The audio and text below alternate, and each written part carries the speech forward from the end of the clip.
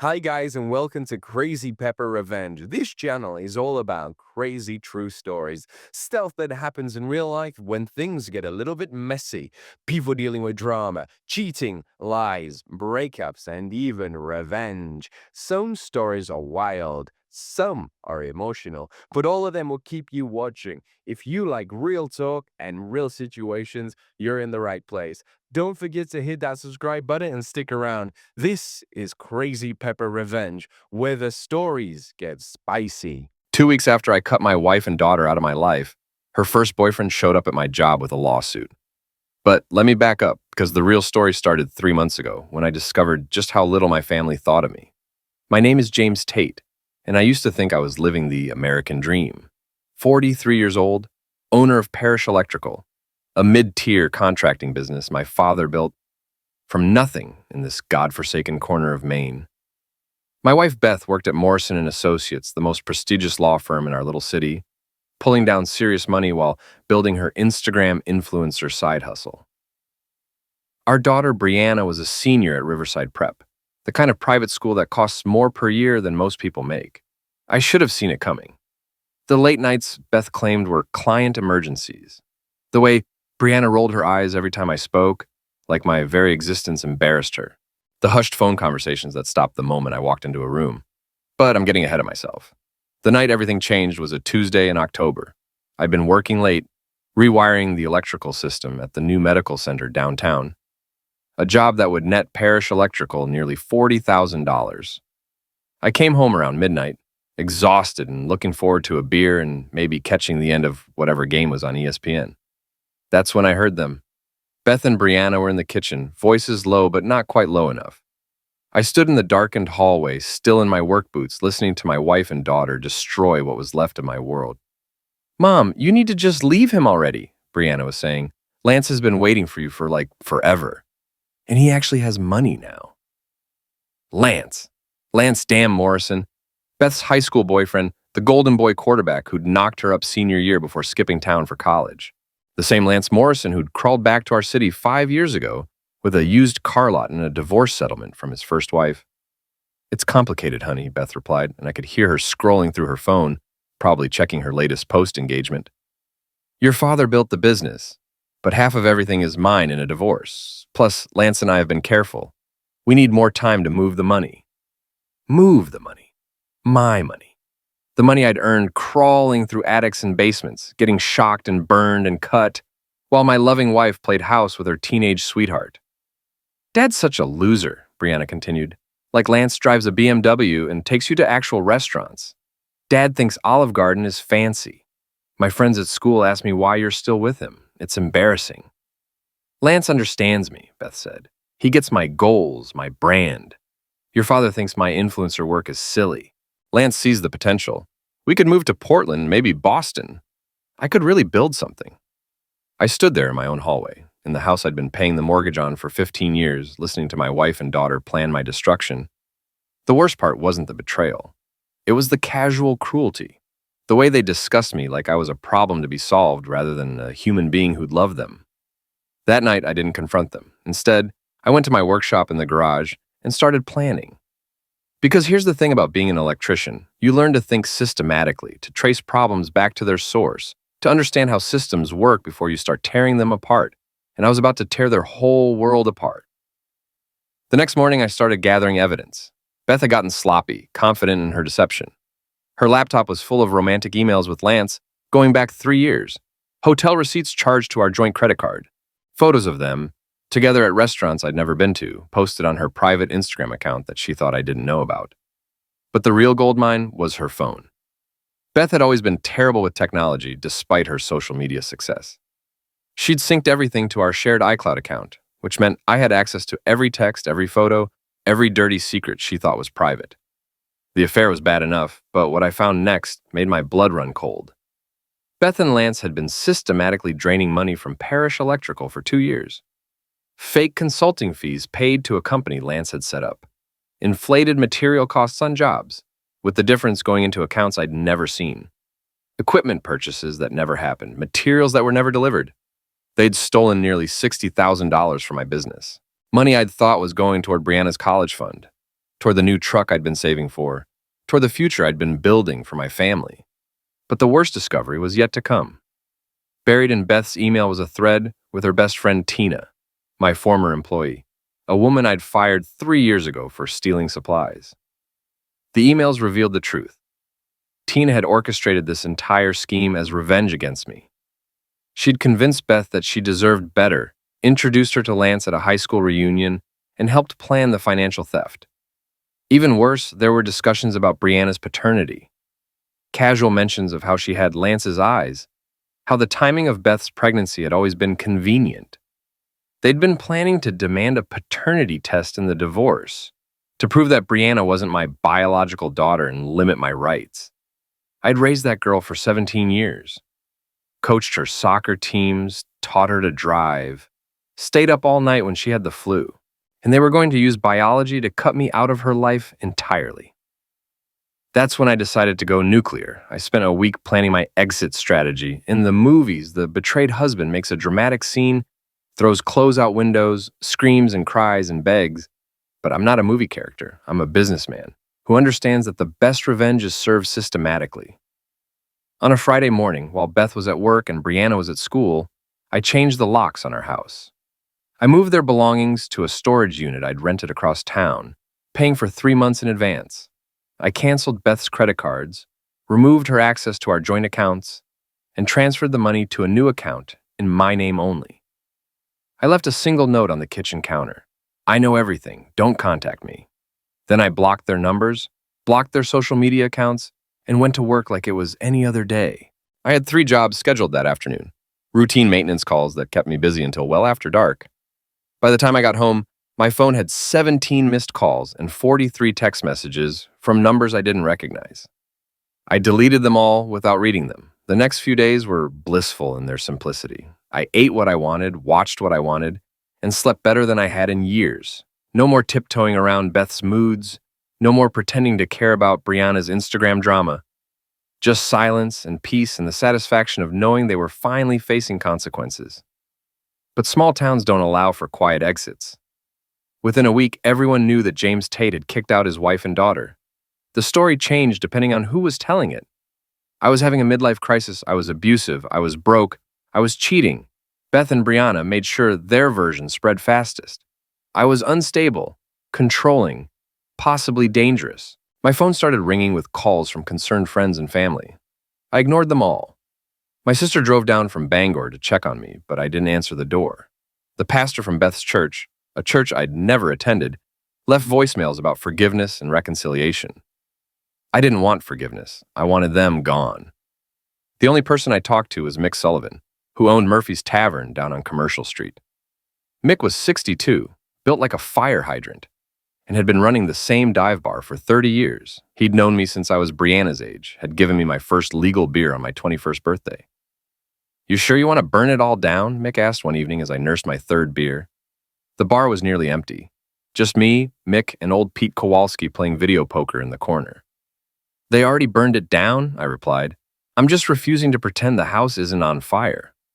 Mick nodded, wiping down glasses with a rag that had seen better decades. "Your old man would have done the same thing. Tom Tate didn't suffer fools, and he sure as hell didn't suffer thieves." That's when I told Mick about the money, about the systematic theft, the fake companies, the way they'd been planning to destroy me financially and emotionally. Mick listened without judgment, occasionally grunting or shaking his head. "$60,000, he said when I finished. "That's felony territory, Jimmy. You could have them arrested."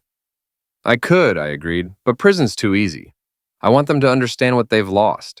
I want them to live with the consequences." Mick smiled, not a pleasant expression on his scarred face. "Your daddy raised you right. Sometimes the worst punishment is just letting people see who they really are." I thought that was the end of it. I thought they'd eventually stop calling, stop trying to get my attention, stop expecting me to come crawling back. I thought they'd move on with Lance and his BMW and his used car lot, and I'd rebuild my life without them. I was wrong.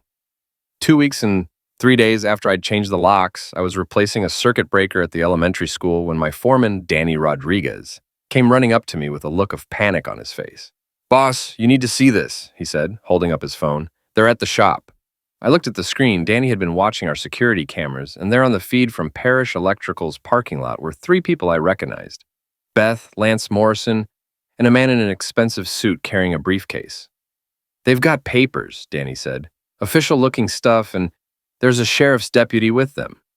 I handed Danny my tools and walked to my truck without a word. The elementary school was only 10 minutes from my shop, but it felt like the longest drive of my life. Not because I was nervous, I'd been expecting this in a way, but because I knew that whatever was in that briefcase was going to force me to reveal the secret I'd been holding back, the secret that would destroy them all.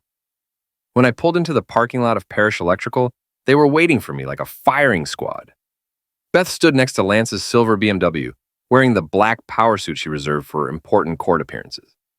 Lance leaned against his car with the casual arrogance of a man who'd never faced real consequences for anything. The lawyer, a thin, nervous-looking guy with wire-rimmed glasses, clutched his briefcase like it contained nuclear codes. The sheriff's deputy, a young woman I didn't recognize, stepped forward as I got out of my truck. "James Tate?" she asked. "That's me. You're being served with a civil complaint." She handed me a thick envelope with the kind of official seals that meant my life was about to get complicated. I opened it right there in the parking lot, reading while Beth and Lance watched with barely concealed satisfaction.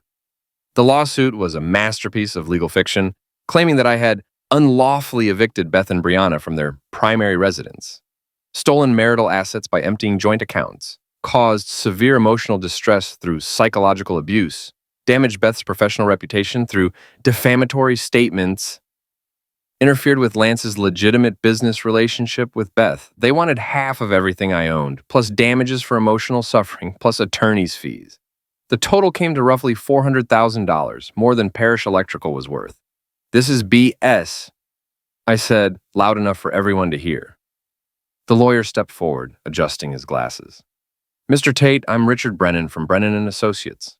My clients are prepared to settle this matter quietly if you're willing to negotiate reasonable terms." "Reasonable terms?" I repeated. "Like what?" Beth spoke for the first time. "We want the house, James, and half the business. That's what I'm entitled to after 15 years of marriage." "Entitled," I said. The word tasted bitter. That's an interesting choice of words, coming from someone who's been stealing from me for 2 years. Lance pushed off from his car, puffing out his chest like the high school quarterback he'd been 25 years ago. "Nobody stole anything, Tate. Beth deserves better than what you've given her. She deserves a real man who can provide for his family." I looked at Lance Morrison, really looked at him. He was still handsome in that generic small-town way, but I could see the soft gut under his expensive shirt, the thinning hair he tried to hide with product, the desperation in his eyes. This wasn't a man who'd built something. This was a man who'd spent his whole life trying to recapture his teenage glory. A real man. And then I said, "Is that what you call someone who seduces married women and steals from small businesses?" "That's defamation," the lawyer said quickly. "Mr. Morrison has done nothing illegal." "Yet," I replied. The deputy was getting uncomfortable with the tension. "Gentlemen, this needs to stay civil. Mr. Tate, you have 30 days to respond to the complaint." "Oh, I'll respond," I said. "You can count on that."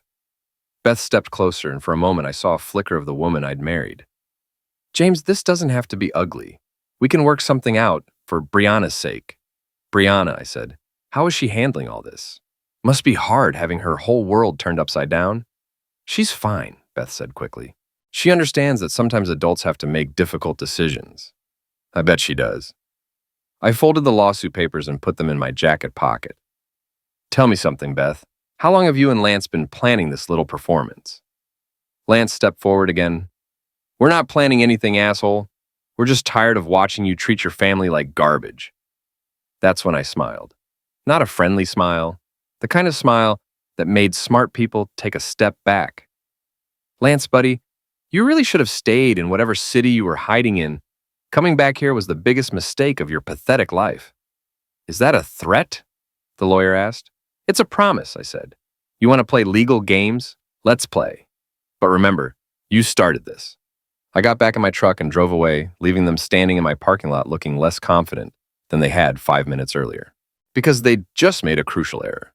They'd forced me to fight back publicly, and I had ammunition they couldn't even imagine. That evening, I called my own lawyer, Patricia Kowalski, Pete's daughter. who'd gone to law school and come back to practice family law. Pat was tough, smart, and had no patience for BS. More importantly, she'd grown up in this town and knew where all the bodies were buried. "They're claiming you stole marital assets?" Pat asked after reviewing the lawsuit. "That's rich considering what I'm looking at here." I'd given her copies of everything, the hotel receipts, the fake invoices, the email threads with Tina. Pat spread it all across her desk like a general planning a battle. "This is fraud, James. Wire fraud, theft, conspiracy. We could have them arrested." "I don't want them arrested," I said. "I want them destroyed. Legally, publicly, completely." Pat grinned. She had her father's mean streak hidden under a professional exterior. "I can work with that. But you need to understand, once we file our countersuit, this becomes a public record. Everyone in town will know about the affair, the theft, everything." "Good," I said. "Let them explain themselves." "What about Brianna? This is going to be hard on her." I thought about that for a moment. Part of me, the part that had coached her soccer team and helped with homework and worried about her future, wanted to protect her from what was coming. But then, I remembered her voice in the kitchen, calling me a loser, planning my humiliation. "Brianna made her choice," I said. "She can live with the consequences." Pat nodded and started drafting our response. It would take a week to prepare everything properly. But when we filed our countersuit, it would be devastating.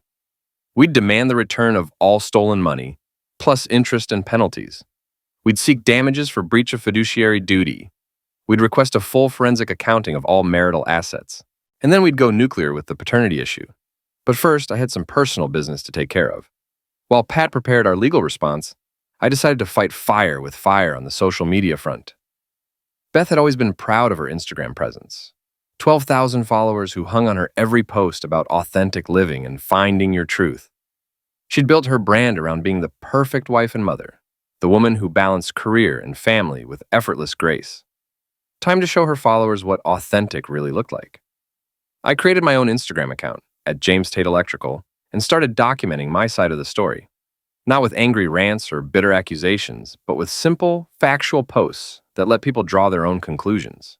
My first post was a photo of the storage unit where I'd moved Beth and Brianna's belongings, with the caption, "When you discover your family has been systematically stealing from your business for 2 years, sometimes the most loving thing you can do is give them space to figure out their priorities."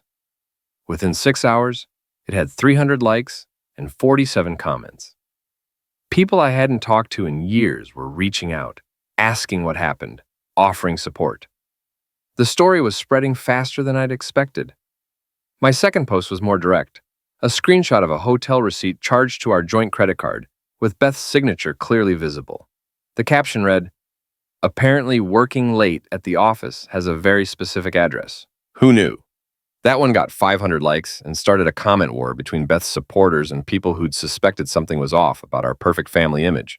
Beth tried to respond with her own posts, carefully crafted messages about toxic relationships and protecting yourself from emotional misuse. But she'd made a crucial mistake. She'd underestimated how much people in our town actually liked me. See, while Beth had been building her online brand, I'd been building something more valuable, real relationships with real people. I'd wired their houses, fixed their electrical problems, employed their sons and nephews. When their power went out during storms, I was the guy who showed up at midnight to get their heat back on. Beth had followers, I had friends. The turning point came when Brianna decided to get involved. She posted a TikTok video, one of those dramatic black and white confessionals that teenage girls love, talking about her toxic father who'd abandoned his family and forced her to live in fear.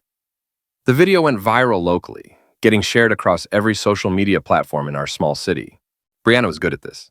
She knew how to hit all the emotional notes, how to make herself look like a sufferer. For about 12 hours, public opinion started shifting back toward my family. Then I played my ace. I posted a screenshot of Brianna's text messages, the ones where she'd bragged to her friends about her mom's affair, where she'd called me a pathetic loser, and said she couldn't wait for Lance to be her real dad. The messages where she'd laughed about how easy it was to manipulate stupid adults who believed whatever teenagers told them. The caption was simple. When your daughter posts about living in fear, but her private messages tell a different story, screenshots don't lie. The backlash was immediate and brutal. Brianna's friends turned on her TikTok comments filled with people calling her a liar and a manipulator. Parents who'd felt sorry for her started questioning what kind of person would publicly humiliate their father for social media attention. Within 24 hours, Brianna had deleted the video and made her accounts private. But the internet never forgets, and screenshots of her original video, along with my response, were being shared across every local Facebook group and parent chat.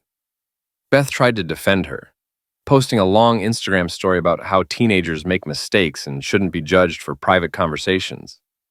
But it was too late. The narrative had shifted, and people were starting to ask uncomfortable questions about what had really happened to the Tate family. That's when Tina made her move.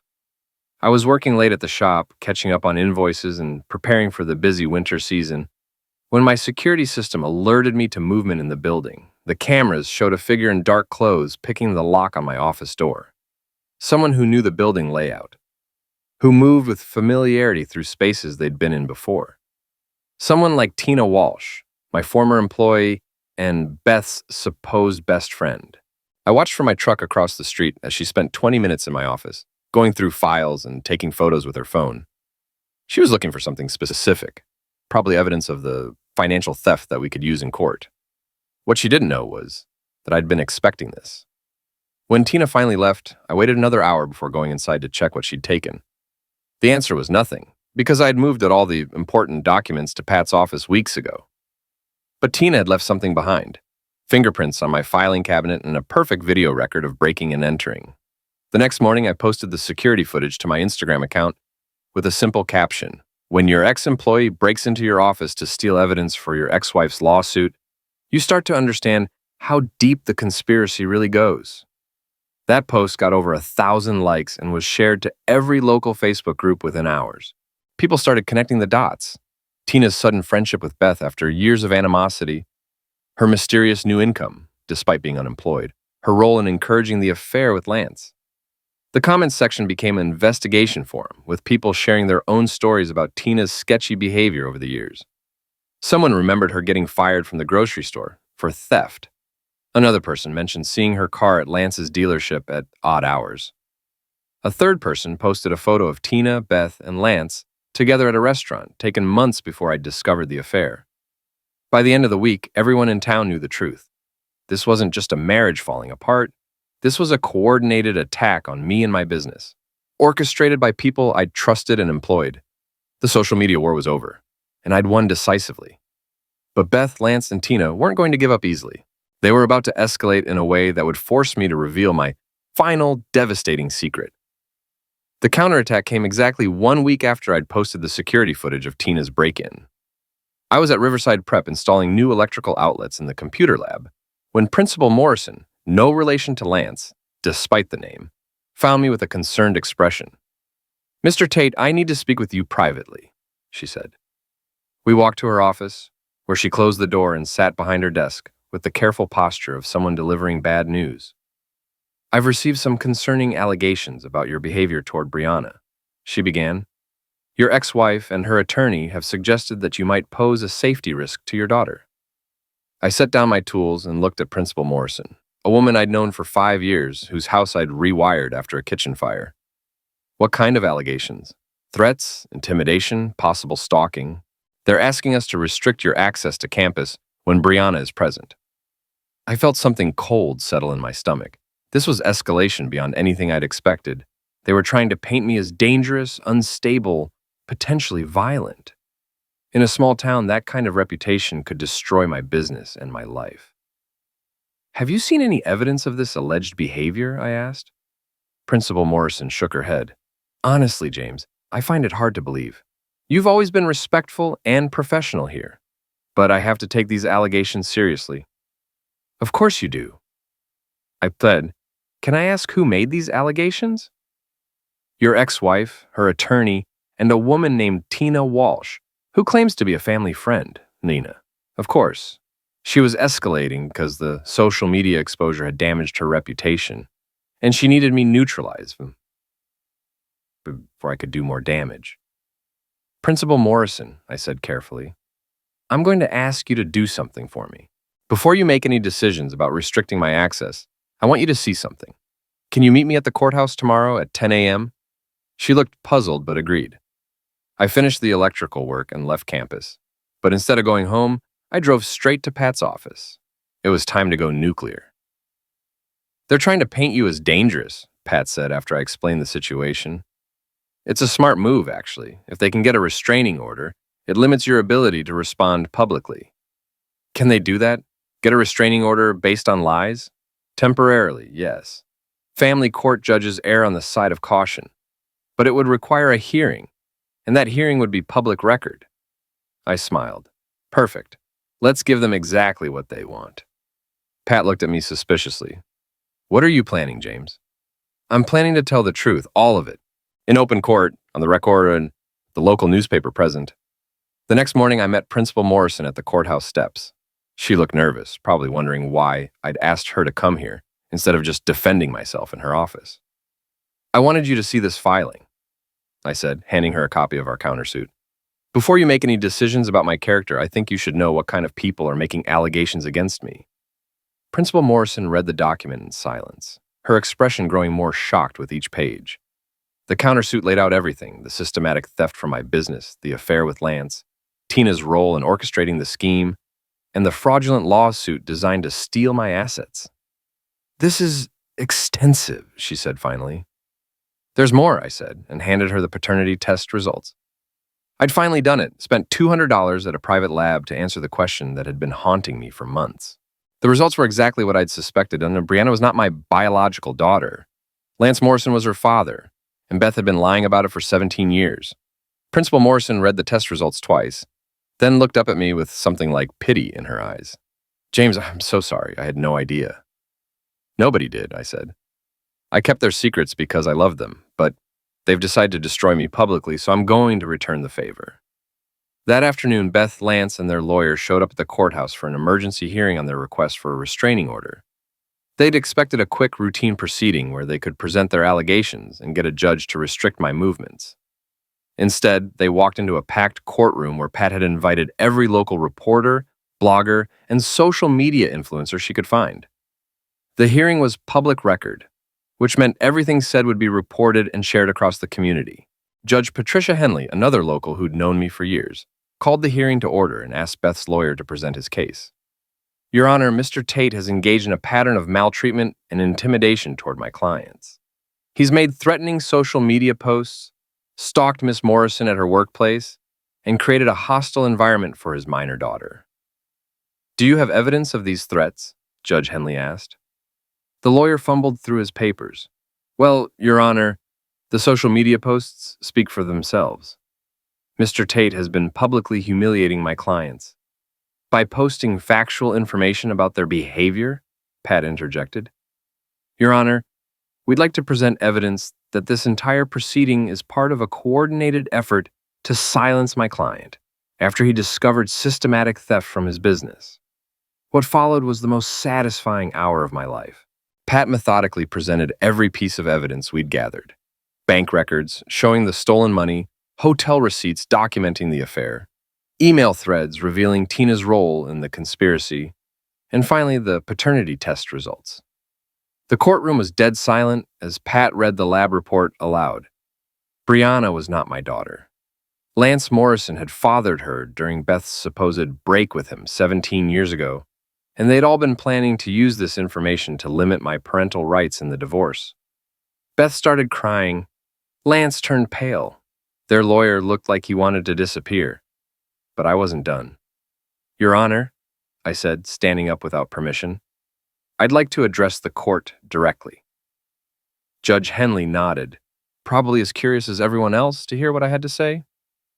17 years ago, I married a woman I loved and agreed to raise her daughter as my own. I coached Brianna's soccer teams, taught her to drive, stayed up with her when she was sick. I loved that girl like she was my own blood because I thought she was. I looked directly at Beth, who couldn't meet my eyes. I built a business to provide for my family. I worked 60-hour weeks, crawled through attics and basements, risked my life on electrical jobs. Also, my wife and daughter could have the life they wanted.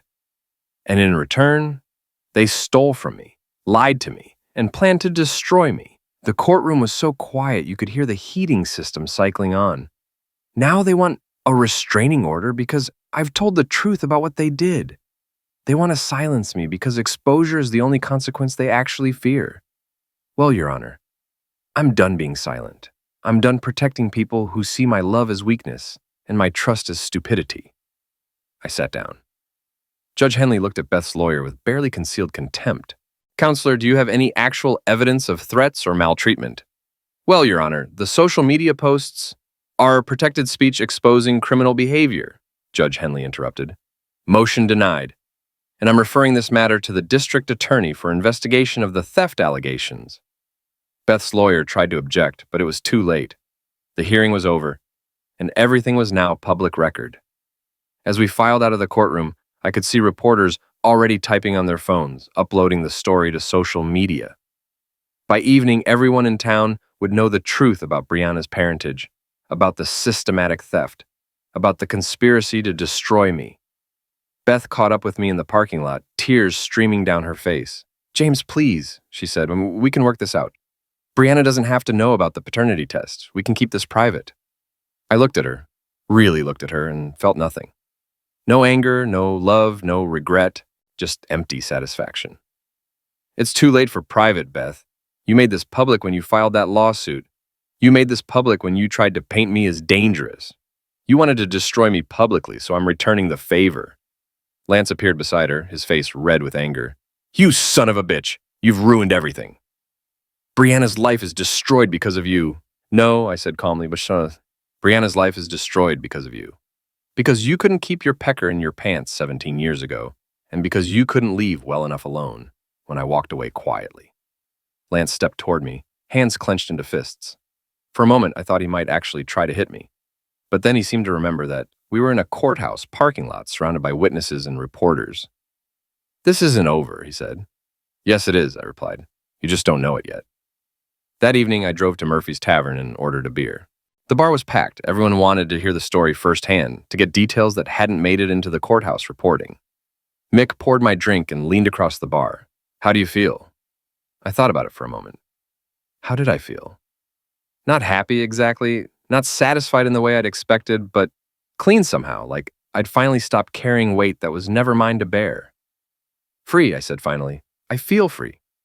The next morning, I woke up in my empty house and checked my phone. Beth, Lance, and Tina had all deleted their social media accounts overnight. Brianna's Instagram was gone too. The local newspaper that had run the courthouse story on the front page, with a headline that read, Local business owner exposes family conspiracy. My phone had dozens of messages from people offering support, apologizing for believing the lies, asking if there was anything they could do to help. 3 potential clients had already called about electrical work, saying they wanted to support my business. Parish Electrical was going to be fine. Better than fine, actually. But the best message was from Pat. District Attorney is opening a criminal investigation. Beth, Lance, and Tina are all looking at felony charges. Also, Beth's law firm fired her this morning. Thought you'd want to know. I made coffee and sat on my back porch, looking out at the lake and behind my house. It was November now, and the trees were bare, but the morning light on the water was beautiful, peaceful. For the first time in months, I felt like I could breathe. My phone rang, unknown number. I almost didn't answer, but curiosity got the better of me. Dad? Brianna's voice was small, shaky. Can we talk? I thought about it for a long moment. Part of me, the part that had loved her for 17 years, wanted to say yes, to try to salvage something from the wreckage. But the larger part of me, the part that had learned hard lessons about trust and consequences, knew better. No, Brianna, we can't. Please, I'm sorry. I didn't know about the money. I didn't know about the paternity thing. Mom told me you were the bad guy, and I believed her. You believed her because it was easier than thinking for yourself. You believed her because you wanted Lance's money and lifestyle. You believed her because you thought I was weak enough to take whatever you dished out. She was crying now. I was wrong. I know I was wrong. But you're the only father I've ever known. That has to count for something. It did count for something, I said. For 17 years, it counted for everything. But you threw that away when you chose them over me. You threw it away when you called me a loser and planned my humiliation. You threw it away when you made that TikTok video. I'll delete everything. I'll tell everyone I was lying. I'll make it right. It's too late for that, Brianna. The damage is done. You're going to have to live with the consequences of your choices, just like I'm living with mine. I hung up and blocked her number. An hour later, Beth called from a different phone. James, please don't do this to Brianna. She's just a kid. She doesn't deserve to have her life destroyed. She's 18 next month, I said. Old enough to vote, old enough to face consequences. And her life isn't destroyed. It's just different than she expected. The whole town is talking about her. Kids at school are calling her names. She's humiliated. Good, I said. Maybe humiliation will teach her something that 17 years of privilege couldn't. What do you want from us? Money? An apology? What will it take to make this stop? Nothing, I said. There's nothing you can give me that I want. You've already taken everything that mattered. James, please. I hung up and blocked that number too. The calls kept coming from Lance, from Tina, from Beth's sister, from people I barely knew who thought they could mediate the situation. I blocked them all. Because here's what they didn't understand. This wasn't about revenge anymore. This was about consequences. For 17 years, I'd protected them from the natural results of their choices. I'd covered for Beth's selfishness, enabled Brianna's entitlement, and ignored warning signs that should have sent me running. Now they were finally facing reality, and they didn't like how it felt. 3 weeks later, the district attorney filed charges. Beth was indicted for wire fraud and theft. Lance faced conspiracy charges. Tina got hit with burglary, fraud, and conspiracy. Their mugshots ran in the local paper. Beth's law license was suspended pending the outcome of the criminal case. Lance's car dealership went into bankruptcy when his business partners discovered the financial irregularities. Tina fled town, but the state police found her in Boston and brought her back for arraignment. Brianna dropped out of Riverside Prep and moved in with Beth's sister in Portland. I heard she was working at a coffee shop, trying to save money for community college. I felt nothing about any of it.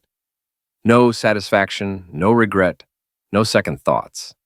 They'd made their choices, and now they were living with them. My life, meanwhile, got better every day. Parish Electrical was busier than ever. Turns out that publicly exposing thieves and liars is great for business when you're the honest guy in the equation. I hired 2 new electricians and bought the new truck I'd been saving for. I started dating again, nothing serious, just dinner with a woman I'd met at Mick's bar. She was divorced too, understood what it meant to rebuild your life after betrayal. We took things slow, which was exactly what I needed. 6 months after the courthouse hearing, I got a letter from Brianna. She didn't try to call this time. Maybe she'd finally learned that I meant what I said about consequences. The letter was 3 pages long, full of apologies and explanations and promises to do better. She'd learned the truth about everything, she wrote. She understood now how badly they'd treated me. She wanted a chance to make things right. I read the letter twice, then threw it in the trash. Some bridges once burned can't be rebuilt. Some trust once broken can't be repaired. Some relationships once poisoned can't be healed. I'd spent 17 years trying to be the man they needed me to be. Now I was finally free to be the man I actually was. And that man didn't have room in his life for people who saw his love as weakness and his trust as stupidity. A year later, I was installing security lighting at the new shopping center when I saw Beth across the parking lot. She was coming out of a discount grocery store, looking older and tired. Her hair was shorter, grayer. Her clothes were off the rack instead of designer. She saw me too, started to raise her hand in a wave, then thought better of it. I finished my work and drove home to my quiet house by the lake. I grilled a steak, drank a beer, and watched the sunset paint the water gold and red. My phone didn't ring. Nobody demanded my attention or my money or my forgiveness. It was perfect. 2 weeks after I cut my wife and daughter out of my life, her first boyfriend showed up at my job with a lawsuit. So I exposed the one secret that ruined their reputations, destroyed their finances, and left them begging me to stop. But I didn't stop. Because sometimes the best revenge isn't getting even. It's simply refusing to be a sufferer anymore. Sometimes the best revenge is just walking away and letting people face the consequences of their own choices. Sometimes the best revenge is freedom.